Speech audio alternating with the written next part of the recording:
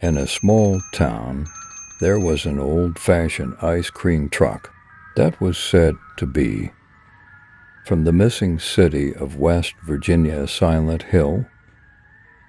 The truck was a mystery as it drove itself and children who asked for ice cream went missing.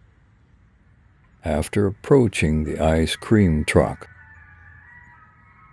one day a parent of a missing child approached the truck in desperation and vanished without a trace. Sometimes the ice cream truck would become invisible, making it impossible to see, but its jingle could still be heard.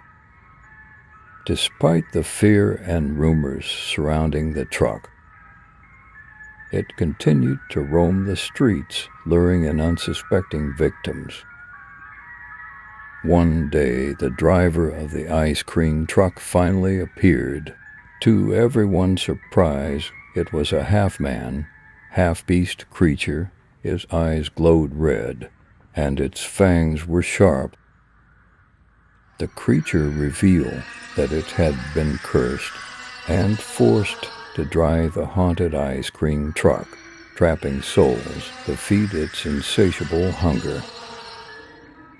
The townspeople managed to break that curse and free the trapped souls.